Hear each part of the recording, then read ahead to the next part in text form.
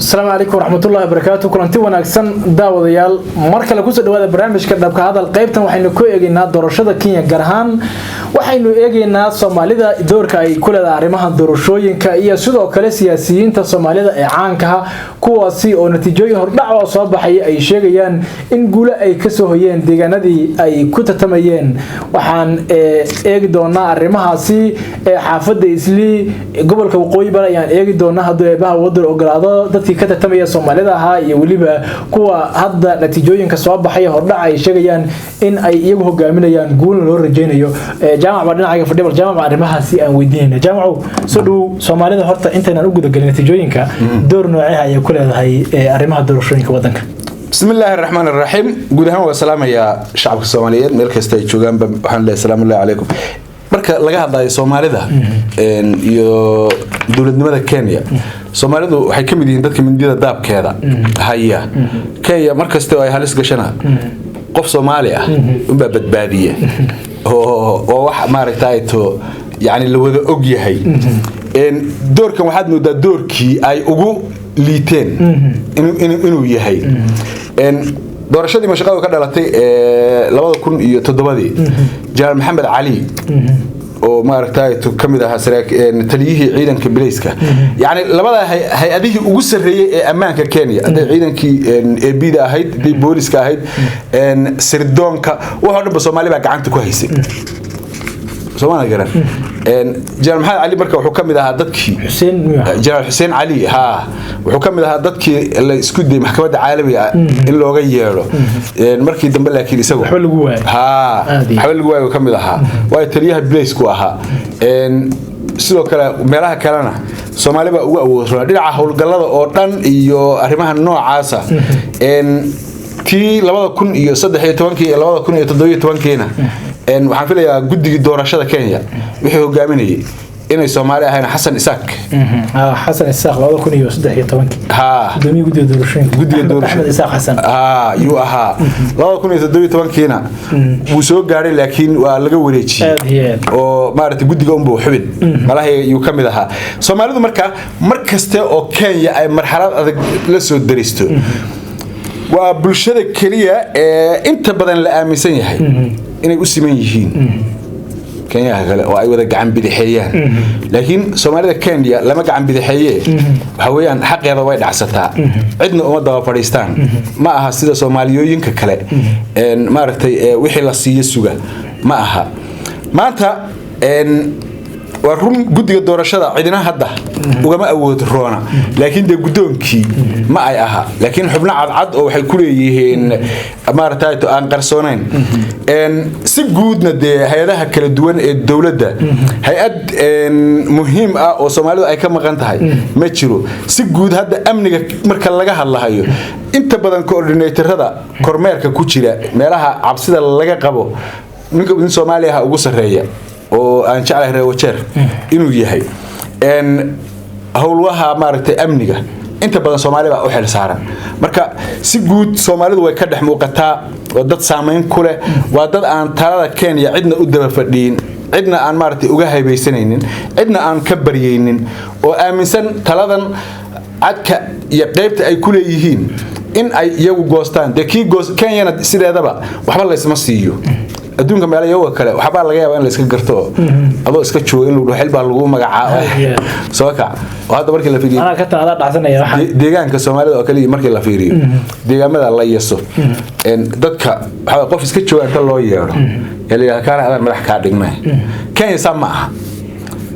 Kenya ninkan maxaan ku yiraahdaa aan qumbaha ligliga qabsanini waliga meesha joogo buu joogayaa laakiin kolba adigu meeshaad isgeyso aqoontaada iyo dadnimadaada iyo kartidaada waxay ku gooyaan umba Kenya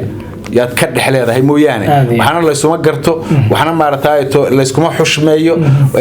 saaxiibtinimada inta badan haba sheeginba laakiin si guud Soomaalidu cadkeedan way qaadataa Kenya saameyn weyn bay ku leedahay doorkan doorashada xigtana madaxweynaha inay iyagu noqon doonaan rajo badan aad yalla ma xaafadda Islii balan leeyahay Soomaalida xaafadda Islii marka la fiiriyo waxa weeyaan dee xubno dhowra yaa damac kaga jiray maaragtay to doorashada taasi waxay horseedaysaa inuu qaybsamo codkii Soomaalida oo maxaan ku ilaa 3 xubnood inay ahaayeen yaan filayaa mar walbana way timaadaa oo de musharax kastaahi oo isa soo sharaxay bilaash isuma soo sharaxayo macnu isku soo sharaxaya wuxuu og yahay waxa uu heli karo iyo ugu yaraan qofka kursiga kula tartamaya dhibaatada ama dhanqaryada uu u geysan karo marka xubnihii Soomaalida ahaa ee soo sharaxay laba nin baa ugu cadcad Yuusuf Xasan iyo muwaadin kale oo isna kamid ah xaafadda Islii dadka sida weyn siyaasad ahaan uga dhex muuqda marka sir rasmiya ilaa iyo hadda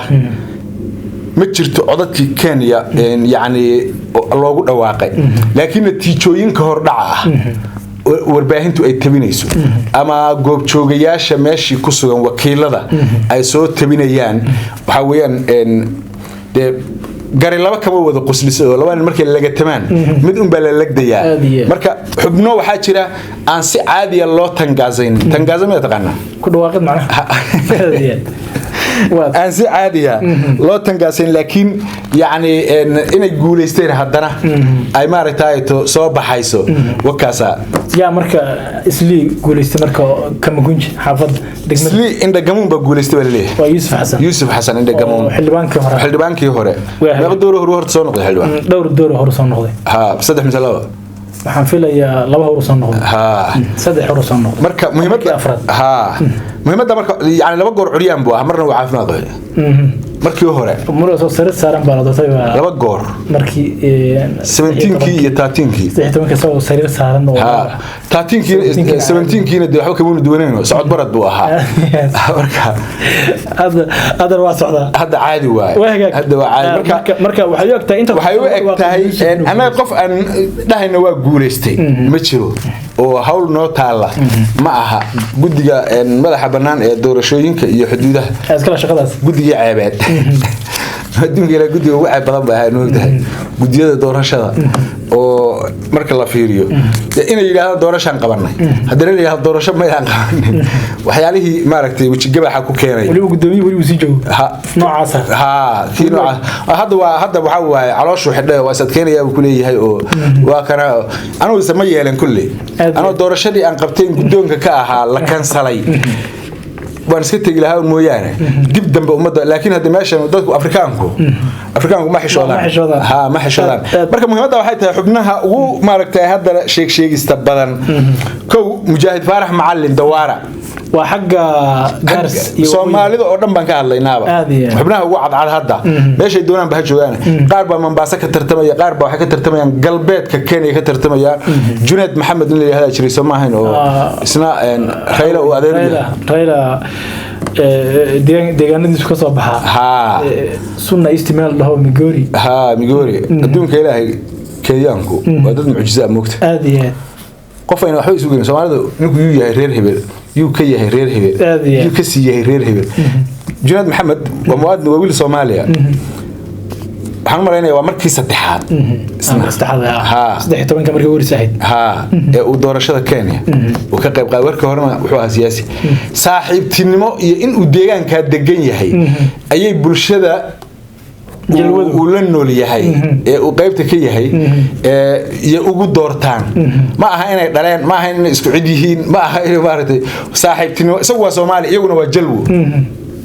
soo garaa hadana waa doorkii saddexaad oo la filayo inuu soo noqdo nin jalwana gaarta soo gali kara xilbaan haba ka yaabinba gaarsi ba sheegay xitaa buundada markay goynayaan Soomaali kala gaarsi bacalaha Soomaalida dadkeeda way is waxaynaysa adaan ka istaagi karin wallahi arkay maxaa saaban baa lagu dhahay hadda buundada gaadho oo lagu yar xogaa damac laga dareemo laakiin hadda la isuma joojinayo waa la kala qaadanayaa gaarsi doorka dambe Faarax markii waa dhadaab Faarax Macallin waa dadka safka hore ku jira saaxiibadii nabad iyo nolol ahaa anaga soo saarnay way ku leeyihiin dad guuleysatay ma hada wad soo saartay waa malyanayaan waxay leeyihiin intii nabad iyo nolol waxa laga dareemay doorashada Kenya Faarax Macallin waa soo bixi jiray marna waa dhici jiray marka haddii markan ilaahay u qoray inuu soo baxo kama dhigna in maxaan ku idhahdaa nabad iyo nolol ay soo saartay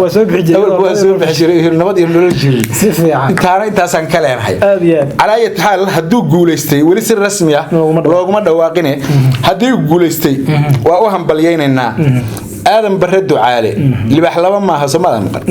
يا فرح معلنا مجاهد كل ماشي مارت مركا أمه قط يكون هذا آدم بردو عالي واللي باح لا مركا وسياسيين الصومالي ده كوه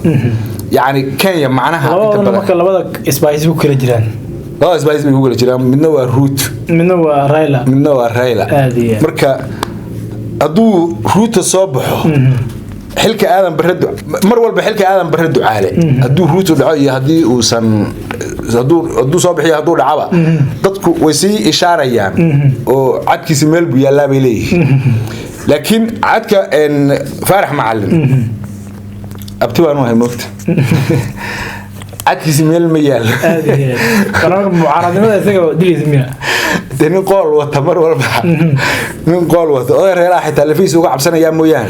ma aha inuu u wato wanaag inuu u wato ma aha laakiin waxa weeye laakiin not eastern marka la fiiriyo waxa leeyahay boqolkiiba 60 ku dhawaad waxa suuragal ah inay u codeyso Raila Odinga mucaaradka ha awal horeba isaga un bay u codeyn jirtay waligeed ba sababtana lama garanayo waa mucaaradka iska jecel yihiin macnaha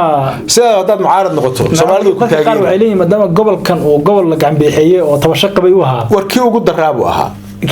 Raila Odinga ninkii aabihi Soomaaliya hala sumeeyay Soomaalida laakiin taasoo mucaaradka waxa uu qabtay ra'iisul wasaaraha markuu ahaa muxuu qabtay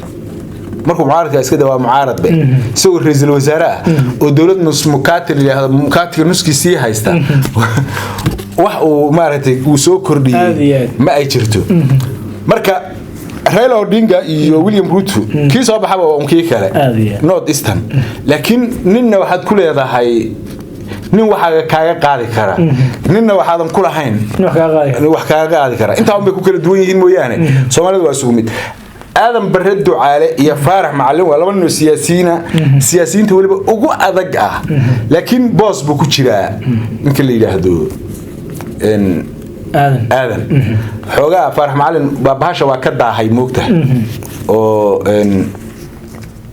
لو يدورشة دم بورع يسمى هنرت لو يدورشة دم مدنا سلتر بيوتنا من يوسف حاج وكذا برتمها جارس مدنا آدم برها كقاعتي سماه لا أقول وكذا هاي بهاش لكن يسمى بوس كيسة وعريسان دونا لكن لما أنت تطبع أنت هذا صوب حضي أنت دعي دون تي أنت دعضيبة إن وحنروح الجينينا وناك في ربنا نروح الجينينا حاجة إن meelaha sida weyn loogu tartamayo khatarta badan ay ka taagan tahay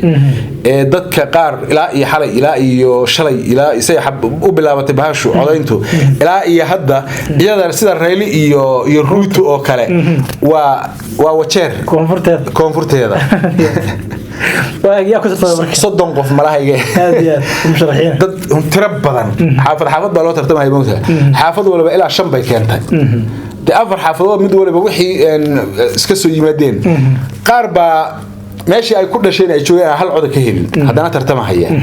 دورشدينا ورشوشية أو اسكتشوجا اللي جواي لكن حبناها ماشي وعد عد قياستي دي وصد حبنات إن مد يسوي هذا وكتريس بانفليا وحيد بانكي هره عمر مدن عمر ها ولا هو جاميني ولا جاي تعرفونا لو نبى مركز نين مدر اللي هذه نين اللي هذا عدو محمد عدو وريه ها الجزيرة لو أن يا آد يقول له لمية آد يقول له لمية إن ده كيس أبو حبنا وأون صداشو وأون كيك حدو بيسوقره عند بدن دتكو سجل الجريني إن بدن أو كمله لكن يدنا وميرا حافظ اللوكل الدقيقة هي موقته مركي إن وارك أي كإيمان يعني عضتكو يلا كلا يقان روتو يلا وحسب بدل كلام هي وحسب بدل كلام دقيقة والبا هذا كمان باش حاجة كتميت بالولية هاي إن درجة لبعض يكون يلا لبعض يبقى هترتمها لبعض إنه يكون إسلام ديان كاسة أو حي كلا هاين مش إن عبد الرحمن علي حسن علو وهذا أنا من سنترها سنتر سدح طبعا كبير سنتر يو أهمية هذا يا سنتر هذا نكلاها ها عبد الرحمن علي حسن يو هترتمها هنا اللي هذا حسن بشير لا مركا waa tuulooyin baa laga soo aruurinaya moogta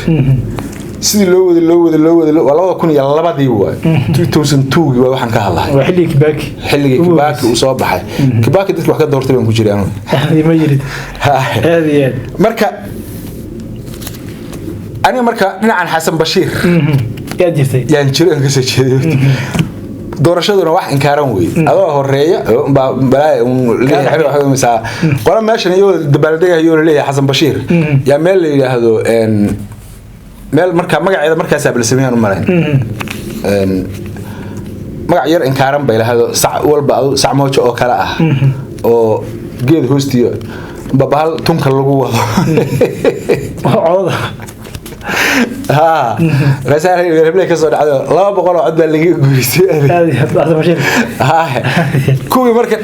بود يماشى قارب استاجا كدعي مركب أركان هذا بحال وضع لك هنا اللي مهبلا ماشي ما أظن مال وحي أهيد tuula tuulana ma aysan hayn adu meesha qoys baa deganaa 200 qof baa ka soo cadeysay islaan iyo waxa joogay iyo wiil ay u tahay yaa ku noolaa meesha doorashada marka waxa way macna badan tahay oo adoo hadda saas leh yaa inta xagga kale lagu roo kabta bidix lagu tuuro umba ayr jawaan la soo daadin kadibna waa iska tagay marka ilaa sir rasmi loogaga dhawaaqayo lama dhihi karo hebel baa wata iyo hebel baa wata marka dhammaan xubnaha tartamay oo dhan waa isugu kaaya mid kii soo baxaba waa unkii kale ee Soomaalida ama Nairobi ha ka tartama ama Mandera ha ka tartama ama Wajir ha ka tartamo ama Garissa ha ka tartamo ama Mombasa iyo maxaan ku yiraahdaa to galbeedka ha ka tartamaane xubnaha Soomaalida ee tartamahaya iyagu dhexdooda tartamaya kii soo baxaba waa kii kale kii kuwa kale la tartamaya ka guuleysan leena ha insha Allah taala وهجاج هذا ما سين جامعة وديال وحي معلومات كسو كردا رمها سيد وشوينكا وأنا لما قلنا به ودلو قرادات تاني كلهم ضمبه نبتقول